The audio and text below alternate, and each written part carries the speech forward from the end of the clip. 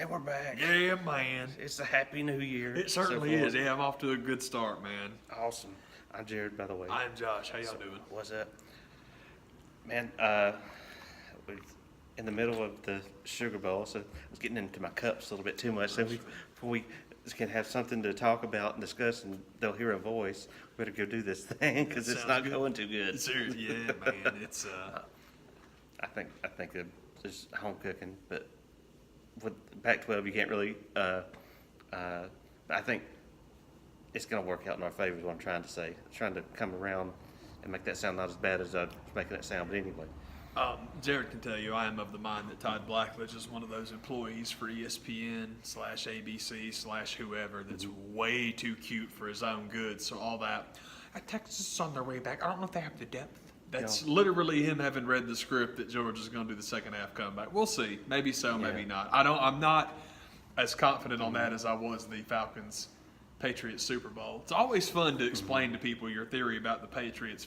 You're just a hater because you're a Falcon fan, baby. When I tell you how much money I made off that second half, you tell me who the hater is. No, I just knew what that. I just believed what they were up to, and I got rich because of it. Because remember, didn't nobody place no bets with me till halftime, and I was like, "Hey, y'all, come back." So I'm like, "Man, you're crazy! Everybody thinks you're nuts," and then they have to pay you. It was great, but I was right. Hey, look, I just believed what I believed. Anyway, didn't mean to get off on that junk because we're talking about Bevo trying to kill Uga, and it's just no good. Oh, they're animals; they'll get along. Let's go sit Uga on top of him. What a stupid. That'll be a cute picture for the Christmas card next year. Oh, Uga 10 or whatever. Christmas. Oh no, what's he doing? Whatever number they're up to now. Oh God, seriously, they plowed through a couple. 17 or 18. They plowed through a couple awful quick. We'll be making him a plaque if that went any further. You just need to relent to the fact that if Uga has a brown spot, it's okay. Yeah. Man, they keep inbreeding those things, and they can't breathe, and they can't walk, and it's like, y'all. Have we tried painting them yet? Something. Man, other than what we've been doing, because it ain't working. Talk about a species of, what do you want to call it? Of dog, a family of dog. Breed. Yeah, breeded dog. That's what I'm trying to tell you. That's what I'm getting to. That's known for genetic problems, God, when they're respiratory problems and stuff like that. So you're going to go and do them way too often and close to the gene pool. It's not good. When they're healthy, they're not healthy. You're exactly right, man. Yeah. So one thing I trying to sit here and think about it's still too early in the year to think of anything to even talk about. It's 2019. Bye. That's all. That's our show. We'll see you. It's a brand new year. I'll see you. I'll see you. Enjoy your January. High life living in 2019, baby. So, okay. It's a drunk impersonation of Adam Cole, man. Yeah. It's drunk Adam Cole. Woo! High life, baby. Woo! Inadvertently went out to see the same movie, which was always fun, and I haven't been to see anything in so long. I forgot the last movie I went to see, but I went out and checked out Bumblebee. Yeah, buddy. The Transformers installment, and to be honest, I was done after the first Michael Bay version. Haven't seen one of them since. I don't count the little clips you see here and there on TV when they get televised. I don't count that. Yeah, paying for a ticket. But you're right. actually went and sat down and watched the original Michael Bay Transformers because curiosity got the best of me. And I thought, this has to be worth going to see, and I was so wrong. Man. Just did not like it one bit. And this one was, it has enough of that, the Michael Bay storyline, because I guess you have to kind of cater to the fact that there's some kids that grew up on those. They're still old enough that this is their reboot, but there's enough of the 80s stuff that should have been there in the first place that wasn't, that it makes it worth going to check out and really fun to go see. I thought so too. I have not seen any of the Michael Bay Transformers stuff, so this was my first exposure to the old franchise. And that being said, I don't have a leg to stand on in comparison, but like you say, on its own, it was cool. I had a lot of fun with it, man. I enjoyed The G1 references at the beginning were a lot of fun because it just felt like, we're sorry, guys. This is, it's like you said, man, whenever you saw the preview, it's like, oh, it's them trying to make it out. I couldn't agree more. I thought all that was fun. I was totally okay with the Bumblebee character. I appreciate you explaining the not talking thing because I like that. I thought that was a cool little way to put that in the story. Yeah. And then, like you were saying, you know, you need it for the story. So it was cool. I really got into it. It was.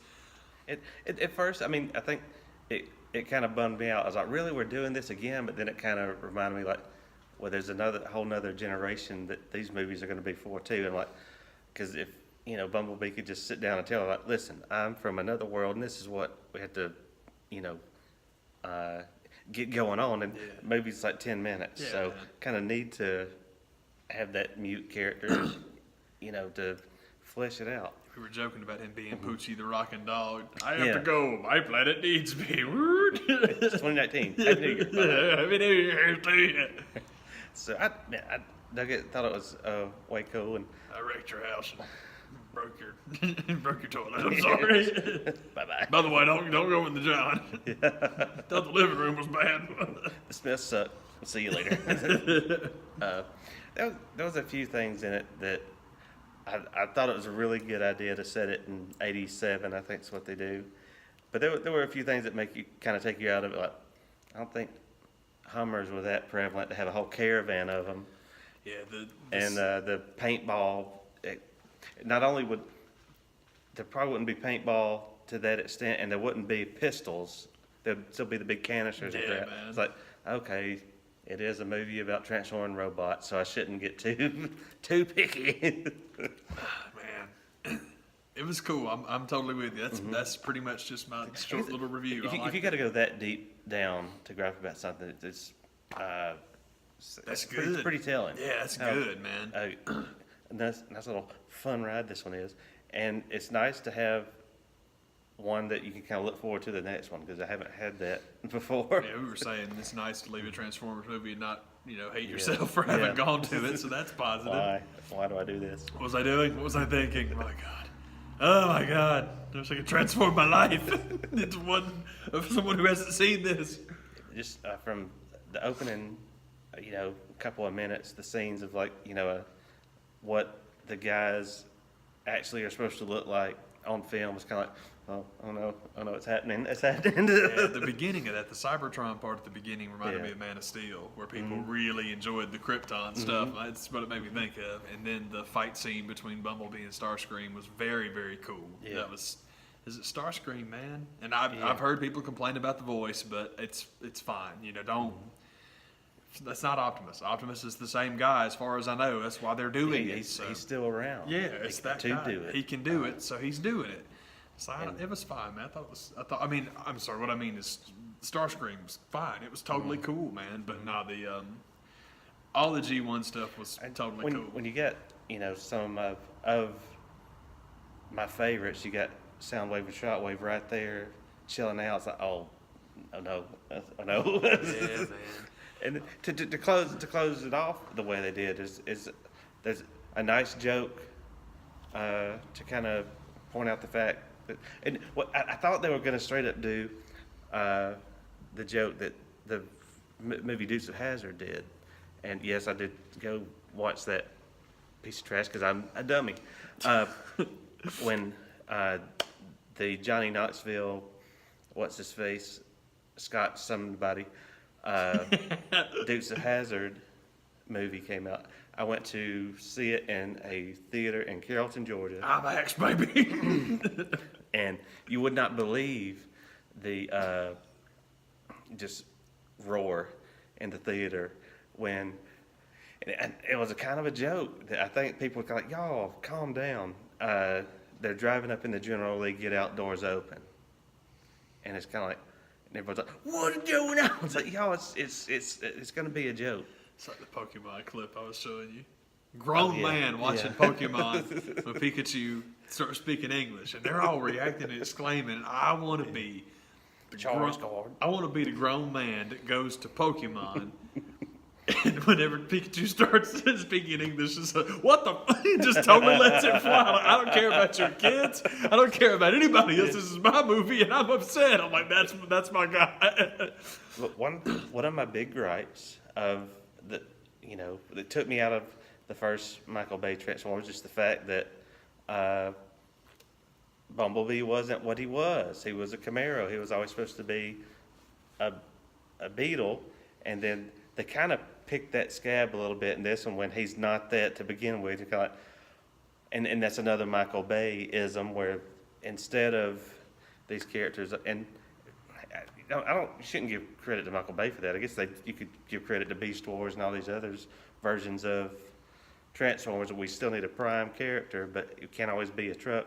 And MegaCon, it's not cool to be a gun anymore. But it really got hammered home that they can take the possession of whatever they see. Which the only problem I had with that was, so does Soundwave really have to be a tape deck? That makes no sense. Cybertron, he's on Cybertron, and it's like, that doesn't make any sense, but it doesn't have to. It's totally okay. And like you said, it totally gets you out of, he was the Camaro in the real ones. So it's like, well, now he's what he's supposed to be. Yeah. But they're like picking that scab and like, okay, we're finally going to see the Bumblebee movie, and he's still not what we want. But I had to do that kind of, I was channeled back to the Duke boys. Yeah. Like, this is gonna be a joke. I'll pay this off, man. Yeah, it's gonna make sense. It's gonna make sense. I thought it was strange that I thought it was like, it just seemed like an odd choice to me that you go out of your way to show the hive being built in the wheel well when she gets in the car and they're all flying around and it's all good, and then she winds up naming him Bumblebee because of what he sounds like. I just did not put that together. I'm like, I really thought that, okay, it'll be that bees attacked her when she got in the car, so that's why she named him that. Oh, no, okay then. Well, fine. Yeah, it was not a big deal. It just surprised me a little bit. Well, apparently she's retarded. It was right there, man. That'll be the sequel to that movie. It'll be like 11 years later. You know why I should have called it Bumblebee? The end. Credits run. That'll be the whole thing, man. That'd be great, man.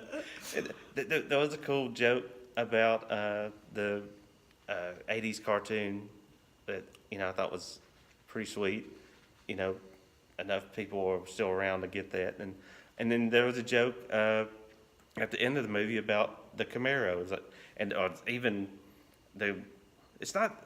I was kind of disappointed that they didn't end on this scene. It kind of goes on for like another half a scene, but not much. But it should have ended on the scene that had me kind of like going back to the G1 stuff. I was like, oh no, oh God, no God. Rocky and Apollo running on the beach. Yeah, yeah, man. That was your close, but I thought so too. I thought that was the end. Yeah, but it's whatever. But and as much as I love the little close of what it could have been,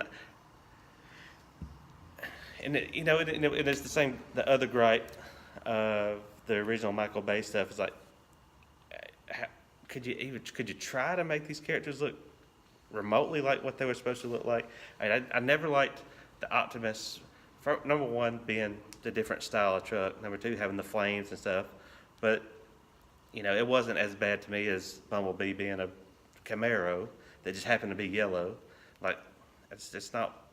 But the cool thing, the story I heard about why that happened is, I think they went to Volkswagen and were like, no, you can't do it.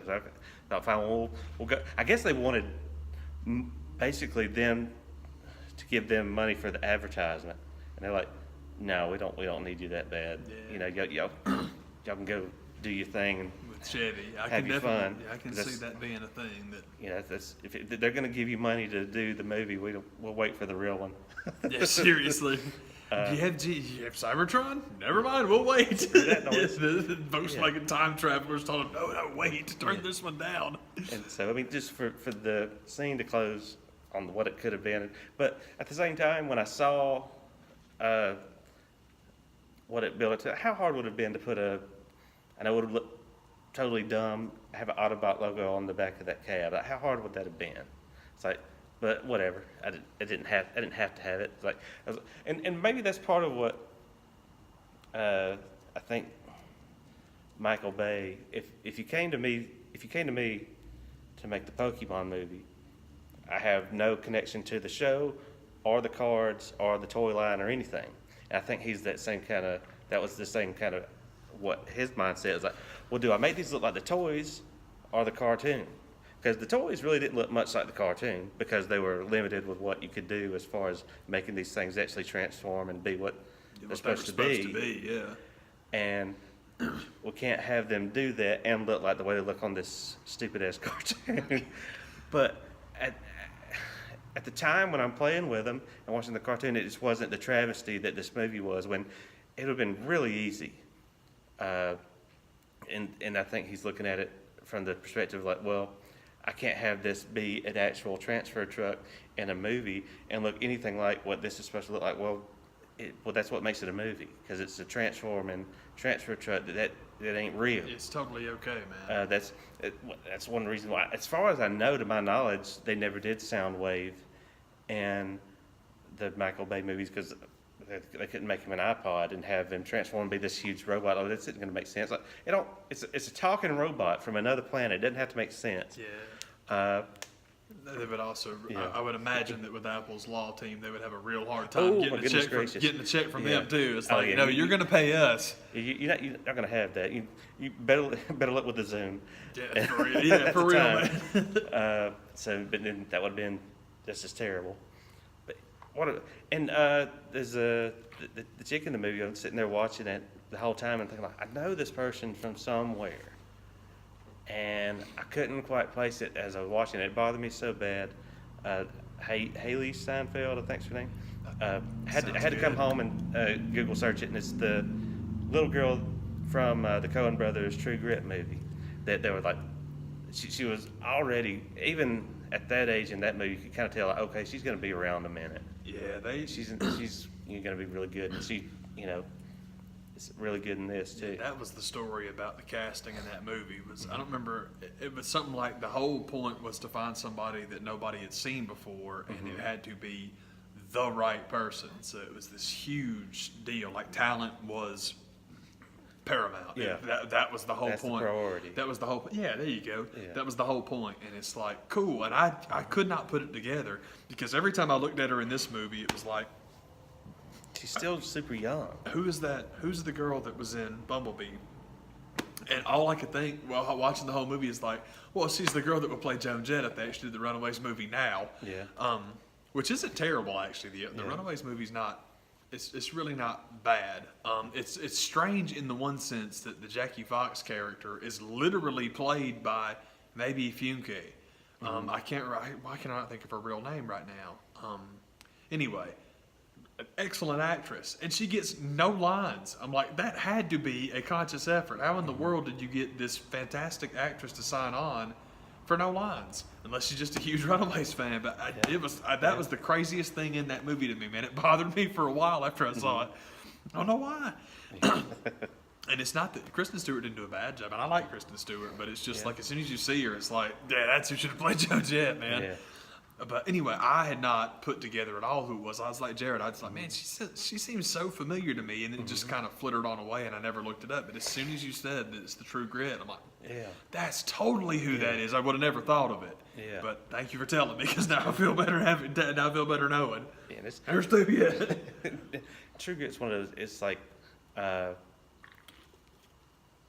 one of the things with her being cast, and it's like how just mean they are to her with some of the lines. Like that was the one part of the thing. Like, y'all couldn't like giving her like some type of, because she's a pretty little girl, and they're telling her how like, you got beat with an ugly stick. Like, y'all, that doesn't work. But anyway, by Hollywood standards, it's like True Grit is a good meditation on what Hollywood actually think women are supposed to look like. So. Not necessarily, but you're right. It's a good point. It's just like, you can cast this person. It's the same thing. It's the joke from For Pete's Sake, not another teen movie. Oh no, not so and so. She has glasses and a ponytail. Like, these are She's hideous. Yeah, these are the fashion obstacles that cannot be overcome. Like, that's so awesome. Yeah. She has glasses and a ponytail. What are we gonna do? It's so awesome.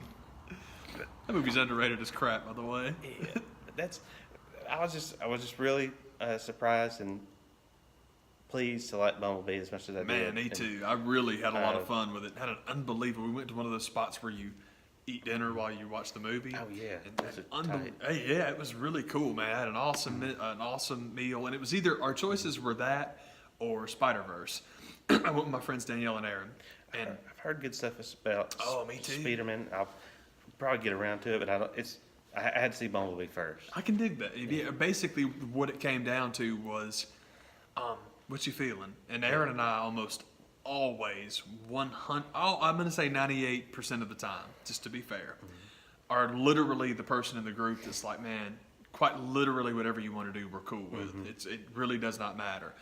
And so Danielle's like, man, I was gonna go see this. We were gonna go watch this with our buddy Jeff, but I'm leaning towards this one. It's like awesome. If anybody's leaning one way, let's go to that. So I'm glad. You over the edge. Yeah, I'm totally glad we picked that one because I don't know. It's just like Spider-Verse. I probably maybe will eventually see.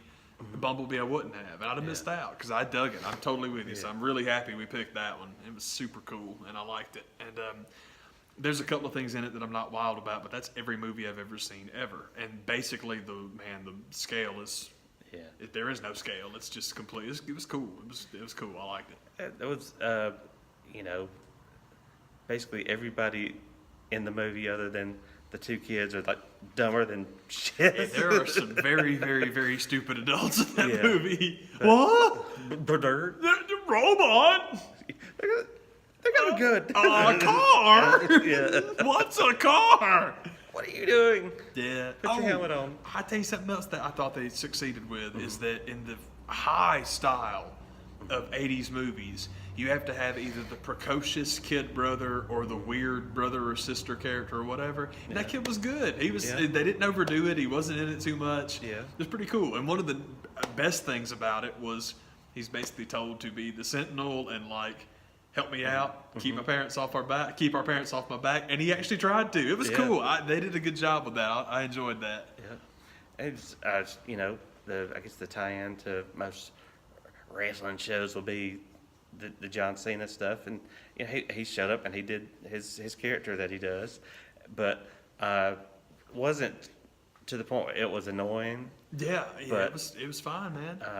It seems like anybody over the age of, I guess this girl in the movie's 16-ish, 17-ish, anybody over that age was just dumber than hell. John wasn't that dumb. Everybody else was a lost cause, man. Yeah. It's like these military scientist types with these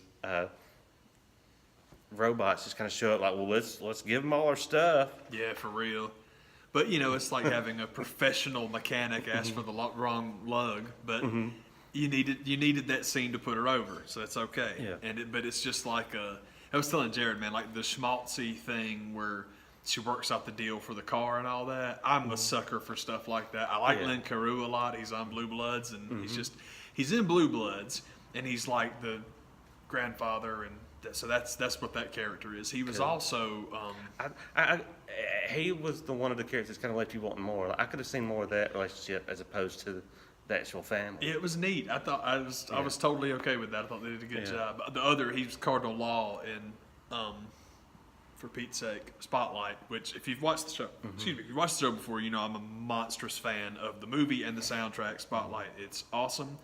It is the Avengers, but in real life, and the good guys almost win. It's great. It's fantastic, and the music's really good too. But anyway, he's like one of the bad guys in that. So it's neat because you hear that voice, man, and it's just like, yeah, I'd be afraid of this guy. But it's not even like that. It's just cool to see him do stuff. And again, it's this big old Valentine of schmaltz, and couldn't care less. Thought it was neat that he brokered a deal. I don't want to give too much of it away, but it was cool. I liked it.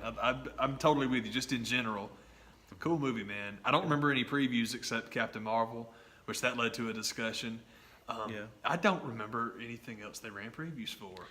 The show and I was at, there was a preview for the next Dragon movie. Oh yeah. And I saw Captain Marvel. Not much else to really write home about. Nothing that kind of stood out like, oh yeah, Mortal Engines 2. Oh yeah. Because man, that one's knocking them dead at the box office. Mortal Engines and this mean, and I love these guys, but Mortal Engines I'm glad is failing simply because Peter Jackson had his 10 minutes. He's done. He's done. He's done. You caught lightning in a bottle when you strip mine Tolkien. You tried it again and you ruined yourself, and I'm okay with that. Yeah. Mortal Engines looks like crap. I'm glad nobody's buying that crap. What was the other one? Holmes and Watson. I'm so glad that people are walking out of that theater because I love those guys. But for Christ's sake, not just them. How many freaking Sherlock Holmes remakes need to be on this planet? My good God. Man, it's just, I feel like that's been done enough. Yeah, man. I like the Guy Ritchie one enough to You're good. to go watch it, but I'm like, I don't need a slapstick comedy. And they've done comedy Sherlock Holmes already too. I Sure, mean, that's man. been done before. Sure, man. So I don't have to go see that. But at the same time, I've thought this before about Will Ferrell movies. I've thought this before about Will Ferrell and John C. Reilly movies that possibly, maybe, somewhere, somehow, I could watch it and it'd be good, but it's highly unlikely with what they chose to do. I can dig it. I am looking so forward, talking about John C. Reilly, to the Oliver Hardy, Stan Laurel movie. I think that's what it's called, is Laurel and Hardy. As far as or Stan and Laurel, maybe that's what they called it. So I'm looking so forward to that I'm like, that just looks like kind of more of a waste of time. Anything between now and then is not Yeah, not cutting that dang no mustard. No, thank you. I'll save that cash money. Yeah, man. Those good movies expensive. Yeah, they are, man. You gotta. I can't do it on a whim. Yeah, I'm weird about movies I go see now, man. Almost always the stuff that has to fit in the midpoint between things that I'm quite certain I won't want a copy of and just want to see once. It works because anything that I think I'm going to want a copy of, I'm putting that $12 towards a hard copy. That's why would I not do that? So I just try and navigate that way. Yeah. It works out good, and it's messed up because, excuse me, love the Avengers stuff as much as I do. I'm never buying another one of those because they just sit. They sit. Guardians of the Galaxy 1 and 2 are the only ones that I've ever rewatched. Such solid rotation on FX or whatever channel, or Netflix or whatever you have, or the future Disney service. You can just get that and have it all. Man. It's like the Guardian stuff I really like, and that was actually the discussion we were having was the lack of excitement over Captain Marvel. And it's just, I don't know anyone that's excited about Captain Marvel. I am because I love that character. I'm looking forward to it. For the total opposite reasons of what most people are saying. Yeah. I like who's going to be in it. Yeah, that didn't bother me a bit. I like her. I was happy when they cast her from day one because my logic was, they're hiring an actress to play this part. That means they're handing her a script that requires heavy lifting. We've talked about it before, man. When your new big three are Benedict Cumberbatch or Burlington Coat Factory and Chadwick Boseman and Brie Larson. Thank you. I do that all the time. All the time. Brie Larson. Butter and Brie Larson. Yeah, Butter and Brie. Yeah, I'm a fan of hers. I like her, man. So I'm with you. That part I'm excited about. Not being excited about the movie in general, though. We've talked about it. I thought we had covered this ground. Anything post-Infinity War, Jared nailed it earlier, man. If it's between Infinity War and Endgame, it just feels like, just show me the end scene. It's not going to be the same. Yeah. And that's okay. That's totally okay, man, because I think it's okay to max out. It is okay to have found your favorite. It is okay to love track 7 on an album and then be let down by 8 and 9. That's okay. If 7's your favorite, by God, that's your favorite. And people not being excited about her, that's okay. People not being excited about the movie, I get that too. But also, and maybe I've got this completely wrong, but the huge complaint about the preview is, well, she doesn't emote. She's just like one face. That's all she does. And it's like, okay, if you say so. But my thing is, this character, Carol Danvers, I don't think is, especially if you dig, Guardians is my favorite stuff too. The version I saw, her face was covered in most, and not a majority.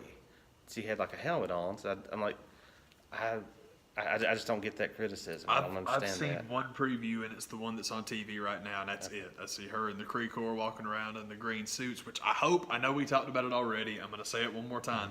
I hope it gives everybody that freaked out about the green suit a little peace. Because as a crew, it looks pretty awesome. Yeah. And I like the Kree having green. I think it's cool. That doesn't bother me a bit. But I'm with you. Like the mask and the hawk, I'm super happy about that. But I guess what I'm trying to get at is that I'm excited about it because I really, really like that character. Mm-hmm. At the same time, that is not a warm, fuzzy, friendly, cuddly, oh, hippie, woo-hoo-hoo, happy, snappy, comeback, Tony Stark. That ain't her. That is not Carol Danvers. Carol Danvers is Jessica Jones with God-level Thor-like power. Mm-hmm. Jessica Jones is kind of a prickly pear, too. And it probably worked better as a TV show at the same time. You could never do Captain Marvel as a TV show because the special effects budget would be ridiculous. And also, you are trying to tie this into Endgame. And it's going to be great. I think there's some Reed Richards tension about the character in the sense that I'm a Fantastic Four fanatic. That's my favorite book. I love it. But every time Reed shows up in a crossover, he snaps his fingers and has the weapon or the answer or has solved the puzzle. And it frustrates people, and I totally get why. I get why. It's like, well, he's the smartest guy in the Marvelverse. Well, now people will argue with that. No, Cherie's the smartest. She's the smartest in the movies. Yeah. She's basically a way of writing in the Reed Richards God-level intellect character so you can just win. I didn't snap well because I got gloves on. Anyway, you can just win because smart. Smart. Noise. I've been watching way too much Brooklyn Nine-Nine. I know I told you that everybody told me if I watched it, Smart was going to make it into the rotation. They were right. They were very smart when they told me that. But I think there's a lot of not nervousness is the right word. Before the fact resentment. Like, if they're going to bring this girl in, and I say it that way because that's the problem most people have, and I'll prove it by the time I'm done with this statement. If they're going to bring this girl in who just beats up Thanos, that's dumb. And you're right. If you have any one character just swoop in to save the day, it's dumb. Carol being a girl has nothing to do with it because if Hulk wakes up and becomes Hulk and does the same thing, it sucks every bit as much. Yeah. But Hulk's been around. No, if it's not Nebula, it sucks anyway. Yeah. I did not think of that. My brother mentioned that to me, and I'm like, you are absolutely correct. I'd never even thought about it. And I think the rest of the planet had. I think I was the last person to come to this. But if Nebula doesn't get the kill shot on Thanos, you have wasted all our time. Yeah. And in the same regard, I understand if you've got this new character that's going to come on down and whoop up on Thanos, that's dumb.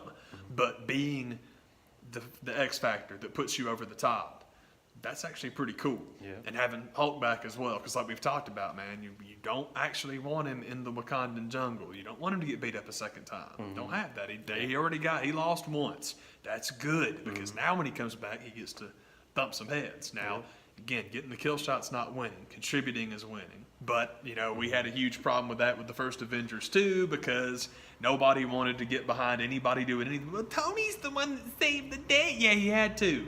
It had to be Tony. I know everybody loves everything special about you came out of a bottle. Everybody loves that line, but nobody understands the point of that scene. Cap's right. Tony's a selfish prick who has never done anything. And then when it comes time to be that guy that jumps on the wire, that guy that sacrifices so other people can win, by God, he was right. And Tony goes on from that. That's the whole point.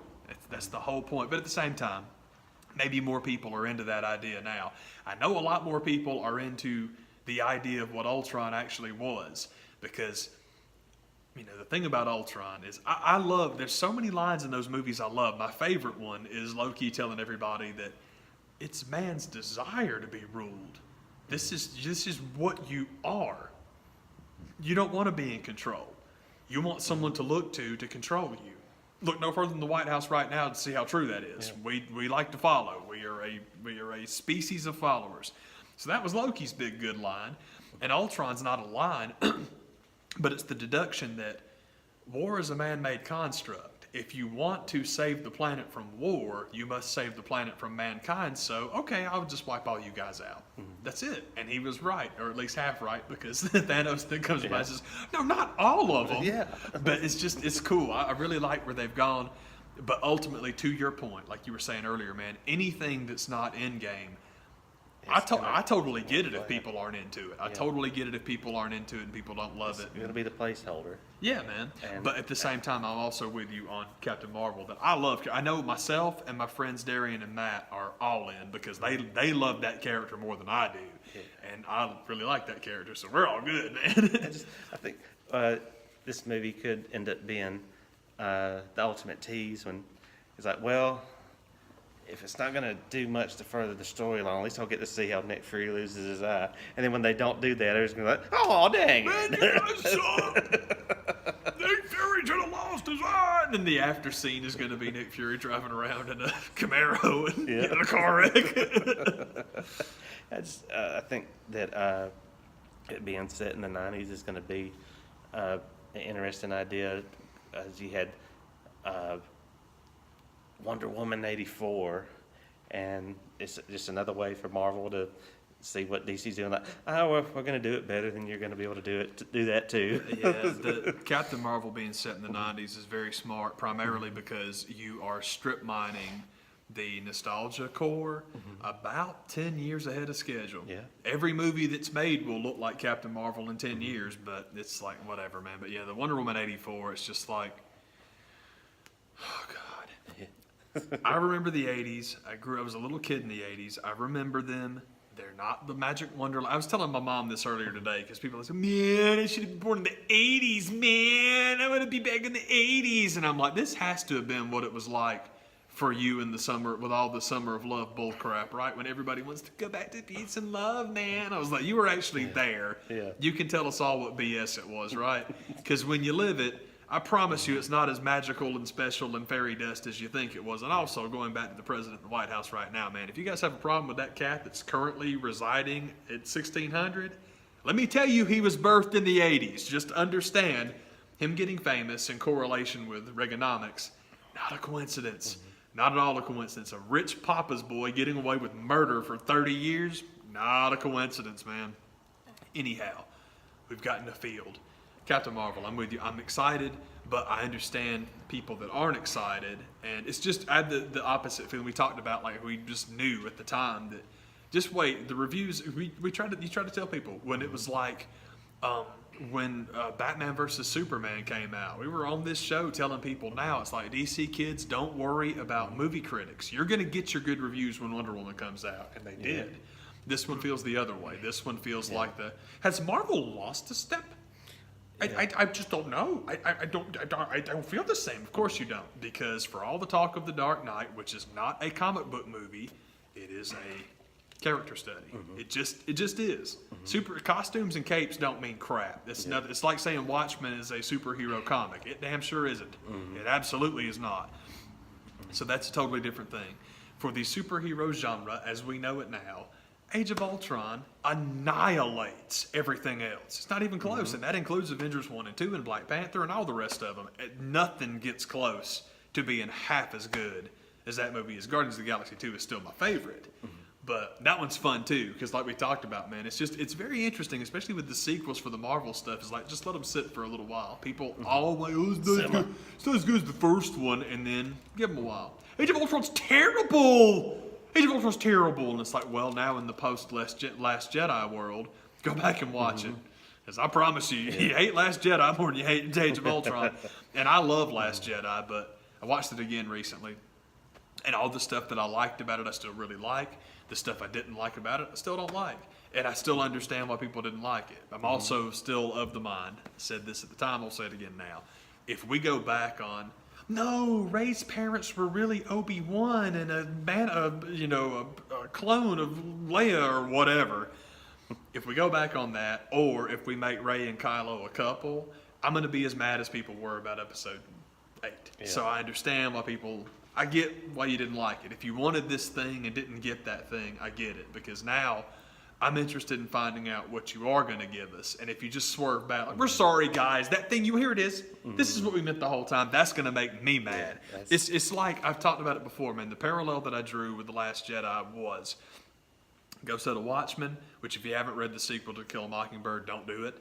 But it is the new thing. Kill your idols. It really is the new baseline of creative storytelling, because you had that, you had Steve Rogers saying Hail Hydra, and you had Luke Skywalker in The Last Jedi, and it's like they're all the same thing, man. These are all the same things, with the point being, if you go back and undo everything for whatever the last Jedi is going to be called, that sucks. In the same way, it's very Star Wars Endgame. Especially in the same sense as I remember when this happened, because a lot of my friends that know I love Captain America love to give me a hard time about being a Captain America. So, I mean, what do you think? Guy's been a bad guy the whole time. He's been Hydra the whole time. What do you think? What do you think? Does it bother you? Are you upset? And I'm like, I'm only going to be upset not if but when they decide to back out of this. And it's just a cheap bull crap. Well, they made Thor a woman. Yeah, but they left him that way. They left her that way because it was a good story. Yeah. Captain America, if you are really trying to reshape the Marvel-verse and you want Steven Rogers to be the new bad guy, that is an awesome way to do it. It's an awesome way to do it. But I didn't believe you had the guts then to do it, and you didn't. You undid it 2 issues later, and it's like, that's the problem. The move doesn't bother me. The CS nature of doing it that way. That's the part that's going to bother you. You got the stones to put them out there and make Steve the bad guy. Good for you, because you have fundamentally changed Marvel going forward, and that's cool. God, these stories are old now, so that's neat. You can do whatever you want to, but it's just going to wind up being this cheap little stunt to get people to react the way I was just describing. I knew it. I knew Steve was a bad egg, and it's cool, man. And that's what they did, and that's why it stinks. If Steve was still a bad guy right now, it would have been a good decision. But obviously it wasn't, because we just wanted the gotcha. The thing that makes me confident that the next Star Wars movie will be next level and disappointing is JJ's back. And you know how he closes out a story. Yeah, JJ coming back is fascinating to me. I'm going to sink this. It's strange to me, man, with all of the, well, thank God JJ's back. I know he paid for the second one, right? No, Ryan Johnson had complete carte blanche. You got to tell whatever story you wanted to. I just do not believe that. It's Star Wars, for Christ's sake. Yeah. Maybe you're right. I'm just telling you I don't believe it. Yeah. You're telling me you're going to give somebody a clean slate for a Chapter 2 in Star Wars. That just seems hard to believe to me. They've already shown that they will straight up remake a movie that's been made if it doesn't toe the company line. Totally. Absolutely. Just read the stories about Solo. It's like, no. Yeah, we will straight up remake it again. Yeah. Fire these. We will fire everybody, and we'll ask Opie Taylor to come in and fix it for us. Opie Cunningham. Yeah.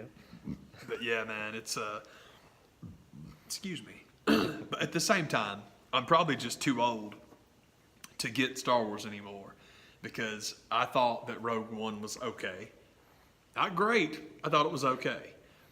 The Darth Vader wet dream that everybody lost their minds over, I hated. That was my Tina Fey style eye roll, just groan, God, can we get through this scene. We also thought Solo was cool. And I think for the most part, the people that saw Solo were cool with it. Yeah. But it's funny that there are so many negative reviews for it. Oh, the box office was terrible. Well, how do those things correlate? Are that many of you like pirating it and then giving reviews? I don't think I believe that. People don't understand, man, like the Russian bot thing from the 2016 election. That wasn't the first time that had happened. Oh, yeah. That was not new. Yeah. So anyway, that junk is kooky. But that's my point, I guess, is that maybe I'm not the best person to ask about Star Wars anymore, because I did take a long time off because I hated Episode 2 so much that I didn't see 3, and I kind of swore off the prequels, and I hate them. I didn't watch them. They suck. So then I was okay when this stuff started back, and so far, Force Awakens I really liked, and Last Jedi, I like it. I think it's quite good, but it's just because there's a lot of stuff in it that I do like. There are things in it that I genuinely don't like either. The biggest problem, I think, we've talked about it. It'd be difficult, honestly, between Finn and Rose, who I don't dislike Rose. I don't dislike Finn. We like those characters. I'm cool with those characters. They don't bother me. But that story is just like, man, y'all are really going to... I know that it's about the kid in the stall, but it's like, might need something else to happen here, just because that's such a big, long time away from being anything important. Yeah. Well, it's about eating animals. I thought we got established that with the porg scene, but at the same time, okay, if that's what it's about, that's cool, but it just feels like a big time waster. And then Holdo being such a prick. None of that made any sense. Oh, they just tried so hard to make the women characters strong. So you're telling me if Holdo had a cock but was the exact same character, you'd been okay with it? Yeah. Lay off Laura Dern. It's got nothing to do with Laura Dern playing that part, does it? No, it was written like crap. It was just stupid because it's like... How hard would it be to explain, like, look, this is going to make sense. Exactly. Don't shut up, kid. It also frustrates me that we have this huge plan that we got to keep secret, we got to keep safe, and they decode the son of a gun in 3 seconds. That's something else, and maybe I missed something, but I did not understand when it's all like, I told you out, need the money, you know, that whole thing, when it's all like, what? He's like, I told you. Blah, blah, blah. So basically, they got the information for them, what the plan was, and I'm like, well, how did he know it? Because Finn and Rose didn't know it, because Poe didn't know it. That just maybe I missed something, but I'm just like, okay, why are they freaking out over the plan having been decoded? They didn't know what was going on. It didn't make sense to me. Maybe I missed something. But anyway, I just turned this into a freaking Last Jedi. But I like that movie, so we can discuss it. Also, I think that the final stand on Salt Planet, I don't get it, but maybe it's because I've never been a Luke Skywalker guy. I thought he was great in the last scene. I thought that was awesome. I thought everything in that movie, particularly with Leia standing in the doorway with the big jacket and the little frost crystals, or the little crystal foxes and all that, which genuinely didn't bother me because they served a narrative function. There was that one thing that happened that was super important. You had to be like, where the hell did they go? Well, if they're not here, how'd they get out? So it's important. You need that. So that part was really cool. Much more important than Porgs flying around the cockpit when Chewie's flying. But for all my, Rey's a little Mary Sue, and she always wins. She's the best at everything, and I hate it. I hate it. It's my favorite thing in the whole movie when they come to the salt flats and start flying over and she's blowing people away. And it's Chewbacca on the comm. Remember, she's a pretty good pilot in the first one. Does she outrank Chewie? Why don't you take peace in that then? Because they wrote it that way where it's all like, oh man, this firing the gun part is great. Glad I don't have to fly this time because, oh yeah, that guy in the captain's seat, he's better at it than I am. Yeah. That part never seems to come up in the, well, Rey's just too good at everything. I don't like it. Chewbacca's not a girl. I don't get it, man. But my biggest problem is like we talked about. I have to hear about Holdo being a woman. Why? If it's a guy, the character still sucks. If it's a guy, and you nailed it. It's like, why does this plan have to be so super secret? Yeah. Is it because you know as soon as Poe knows, the Empire will know? Because, man, that's exactly what happened. Damn it, Poe! I keep waiting for... It would have made a lot more sense, at least with Finn being former stormtroopers, like they implant some type of tracking device on them or something that is some way that the Empire's always just a few steps behind them. Like just explain that, and then it would make a lot more sense. But then the secretiveness is like this. Plus the fact that it's not a really good plan. It's like, is that why nobody wants to tell him? Because it'd be like, really, that's it? That's all you're doing? That's all you got? Oh my God. For real, man, we're going to get shot out of the sky 3 minutes after we deploy. Here it comes. Where's Odad? We're going to die. You guys suck. Hate the rebellion. God, I picked the wrong side. It's going to make sense because I'm going to be the one to stay behind and fly into them. Just don't piss me off right now. I'm not going to do it. Yeah, man. It's funny. It's funny to me that people, that's the scene. I've seen so much just in like reviews and stuff. People lose their minds over that scene. It doesn't work that way. It's not like you can just fly through stuff. It wouldn't work. It's stupid. I'm like, thanks, Neil. And it's like, who cares? Why do you care so much? And also, correct me if I'm wrong, but I thought Han Solo explained in the first one, that's the whole point of getting the coordinates to make the jump to light speed. Because if you fly through something, you're dead. I thought that was the whole point. No, it's not like ramming into stuff. How come no one's ever done it before? You got to find a kamikaze to do it, you idiot. I don't know, man. It just seems like people tried way too hard.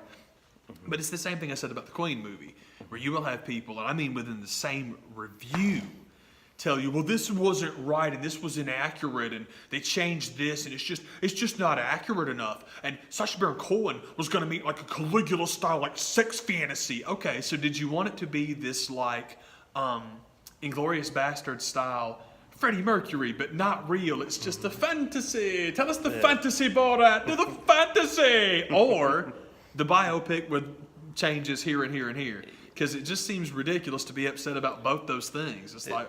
There were some of the characters in Black Klansman that were amalgamations and mergers of several different people. That's part of that type of storytelling. Oh my that God. happens a lot. The thing about being upset about the crap they changed in the Queen movie is like, this has to be your first biopic. Yeah. It's got to be. You cannot possibly. You're really, really trying to. You cannot possibly. Complain about. Yeah, and it's like, I don't understand why people dissed it as much as they did. It was great. I thought it was real cool, but especially the ending of it, like the way they structured it and they ended it. It reminded me of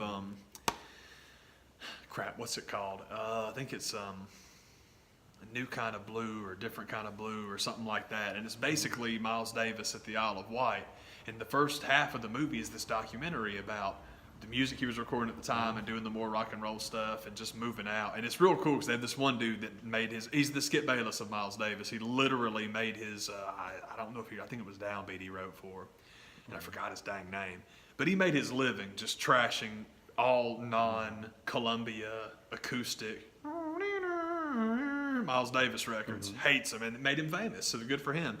And he's kind of the bulk of the documentary about how terrible it is and how awful it is and how all of it sucked and it's all the worst thing ever. And then, no, Miles was trying to do this. No, it was god-awful and all that stuff. But the way the movie ends, like the last hour and change, is just like documentary footage of the performance. It's really cool, and that's what it made me think of, is like story, show. I was like, that's cool, man. So the Miles Davis documentary is really good. I just don't remember what it's called right now because I'm not smart.